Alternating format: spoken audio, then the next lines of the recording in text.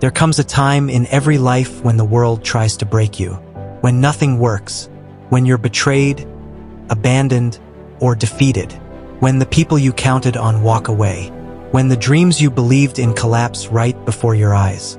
And in that silence, in that darkness, you begin to wonder, am I done? Is this it for me? But I want you to hear me, and hear me clearly. No matter what you've lost, no matter how shattered you feel, you are not broken. You are unbroken. Unbroken doesn't mean you never fell. Unbroken doesn't mean you never cried, never bled, never screamed into the pillow at 3 a.m. Unbroken means, despite the pain, despite the scars, despite everything life threw at you, you refuse to give up. Every scar on your body, every wound on your soul, is proof that you went through hell, and you are still standing. Maybe you're not where you want to be yet. Maybe you're crawling. Maybe you're barely breathing. But listen, as long as your heart beats, you are still in the fight. They tried to bury you, but they didn't know you were a seed. They tried to drown you, but they didn't know you could breathe underwater. They tried to break you, but they didn't know you were unbreakable. History is filled with people who should have been destroyed by life, but they weren't.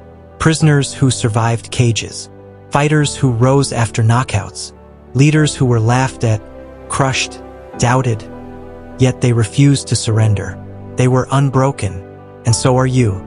Maybe you feel like you've been pushed to the edge. Maybe you feel like you can't take another step. But hear me, when your strength runs out, that's when your spirit takes over. That's when you discover a power you never knew you had, a fire that cannot be extinguished. You see, the world can take your job. The world can take your money. The world can even take the people you love. But there is one thing it can never take from you unless you hand it over. And that is your spirit. The spirit that whispers, "Get up." The spirit that screams, "Fight back." The spirit that roars, "I am unbroken."